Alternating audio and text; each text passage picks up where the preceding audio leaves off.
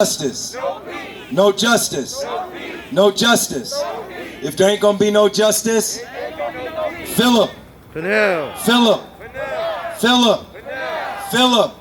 Stop police brutality in the black community. Brothers and sisters, I'm honored to have been given a place to speak on this program. I apologize. Normally for an event such as this, I would have on a different set of clothes, but I'm just leaving a protest. We marched in Newark to say Trump must be defeated on November the 3rd. We just marched in Newark. Many people came out. I want to recognize Thelma and Natasha and the Pinnell family. Philip, had he not been killed, had he not been murdered, would be a grown man now, probably with a family and children of his own. He should not have been killed. I can't imagine how Thelma must feel, his mother, and Natasha, his sister, must feel. I have 3 daughters of my own, and I can't imagine. You would not be able to talk to me if someone came to my house and told me that one of my children had been killed by the police. You would not be able to assuage my anger or to calm me down.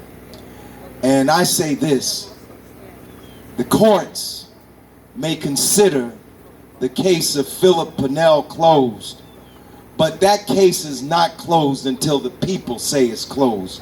And we're going to continue to fight for justice for Philip Pinnell.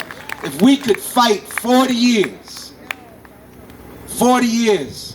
for justice for Emmett Till, if we could fight for 40 years for justice for Medgar Evers, that's how long it took to bring the man that killed Medgar Evers to justice. We can fight 40 years for Philip Pinnell. He means that much to us, and he means that much to the family. I don't want to stand up here too long, but I'm going to say this. I marched with you in 1990, and I've been back to Hackensack and to Inglewood and to Teaneck since then. The other day I was marching in Morristown, and a reporter asked me, she said, "Mr. Ham, what has changed?" Now, this was before the verdict in Breonna Taylor's case. I said, nothing has changed. Do you know how many people the police have killed since Philip was killed by Spath? 30,000. The police in America kill 1,000 or more people a year. The police in the United States kill more people in 1 year than the police in Great Britain killed in the entire 20th century. African Americans are 13% of the American population, but we're 38% of that 1,000 that's killed every year, almost 3 times. And more than that, we're 48% of the unarmed people that are killed by the police in this country. This murder must stop. It must stop, and it must stop now. The other day, not only are the police killing us, but listen to this. The FBI director testified before Congress last week. Do you know what he said? He said what has been said in other FBI reports, that violent white supremacist organizations are the greatest threat to American safety today.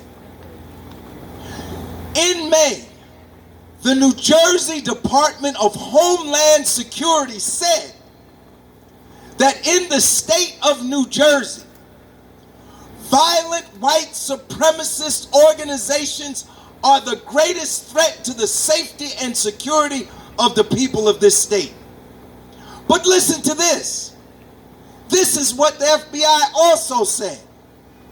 They said that white supremacists have infiltrated law enforcement organizations at all levels of this country, including the FBI itself. So is it any wonder that today, just last week, people talk about the police? Listen, we marched against Donald Trump today. Do you know who endorsed Donald Trump last week? The 355,000 member Fraternal Order of Police. 2 weeks ago, the New Jersey Police Benevolent Association endorsed Donald Trump. A week before that, the National Association of Police Organizations endorsed Donald Trump. How many of you saw the debate between Trump and Biden? What did Trump say to Biden? He said all the law enforcement organizations have endorsed me, none of them have endorsed you. You want to know who to support in the election? I tell you who not to support. The candidate Trump, who was endorsed by the Ku Klux Klan in 2015. The candidate Trump, who's been endorsed by all the police organizations in America. There is a fascist movement in this country, and it's led by Donald Trump, and the police have thrown their lot in with this fascist, right-wing, racist movement in this country. We are in a very dangerous situation here in the United States of America. You don't know what's going on. It's not just a crazy man in the White House. People say, he's crazy, he's a clown. Let me tell you what he is. He's a very dangerous person. And we need to get him out of the White House by November 3rd. If we want to honor Philip, what did Trump do as soon as he was elected? As soon as he was elected in 15, who did he make the Attorney General? Jefferson Beauregard Sessions, an unrepentant racist. Put him over the Justice Department. What did Sessions say? Sessions said, we are not going to put any consent decrees on police forces. We are not going to interfere with local police forces. So Trump rewarded the racists who oppose our efforts for equality in this country. And we, as a people, we have got to unite and use that vote as our lever to pry fascism out of the White House. We got to do it, brothers and sisters. If you really for police reform, you got to get rid of Trump. If you really don't want to see any more Philip Pinnells, you got to get rid of Trump. And you got to vote. You know, I'm not the biggest champion of this system, but I'm going to tell you, this is one time we have to unite. And you know, this is something we need. We need more unity among black people in this country. We need more unity. We need more unity. I can't speak for Teaneck, I don't live here, but we need more unity. And we need more unity not only among our people, we need unity among all justice-loving people in this country. Because we're in a very dangerous, a coup is going on right before our eyes. A coup, an attempt by the right-wing extremists to take over all branches of government. That's what's going on in America right now. They dismantled the voting machines so your ballots won't get counted. If you would think it was 1950 the way they're repressing the black vote. We got to unite. People walking around here talking about they tired of protesting. You wouldn't be living in this community if it wasn't for protesting. You wouldn't be working the job you working if it wasn't for protesting. Your kids wouldn't go to the colleges. These colleges didn't even accept black people, some of them into the 1960s, if it wasn't for protests. We got to protest, but protest is not the only thing we need to do. We need to protest, but we need to boycott too. We need to use our dollars and use our money and withhold our dollars from people that hurt us, and so use our dollars to support people that help us. And we need to vote. We need to vote. People mad about what happened to Breonna Taylor? Then we need to get rid of that Uncle Tom, Daniel Cameron in Kentucky. Cameron need to go. Maybe I'm doing Tom and them justice. Maybe Uncle Tom is not the right term. Maybe House Negro would be a better term. But he's elected. And who put him in office? McConnell. Is a straight line between Cameron, McConnell, and Trump, and all of them have got to go. So if you got people in Kentucky, you call your people and tell them, vote McConnell out, because we got to flip the Senate too. But we got to stop police brutality, and we have to keep up the fight. And I just have so much admiration. I've seen so many families, like the Pinnell family. A lot of families are crushed when this happens to them. They're crushed. I've seen families destroyed. I've seen Earl Faison die. The anniversary of the death of Faison is the day after of the death of your son.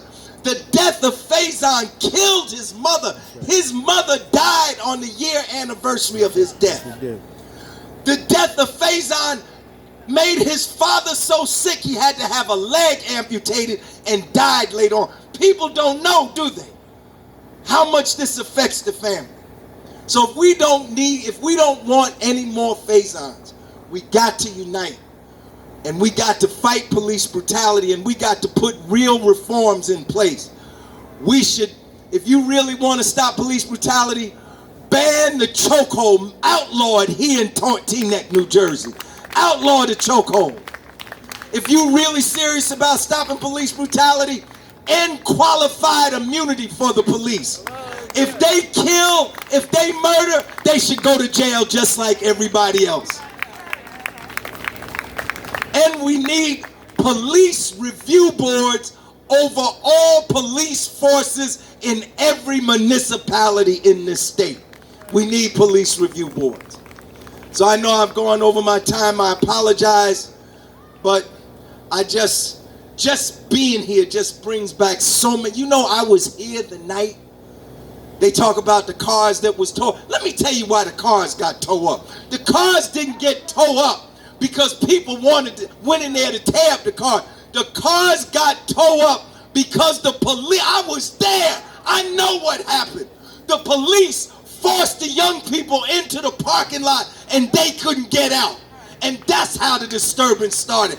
I was there. I know what happened. I'm not talking about what I read or what somebody told me. I was there that night of the march. So you can put that at the feet of the police. They're killing us in the street like dogs, like it was 1955. And if you're quiet, you're complicit. This wouldn't happen to any other group of white people, any other ethnic white people in this country. They would turn this country upside down. People would lose their jobs. Have you ever heard of a white EMT member, EMT person being shot to death in their bed? When was the last white child that was shot in the back 12 years old? Is there a white Tamir Rice? Is there a white Philip Pinnell?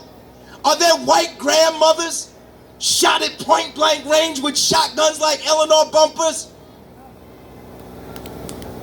We got to stand up. And brothers, we got to stand up, brothers. We got to stand up and protect our people.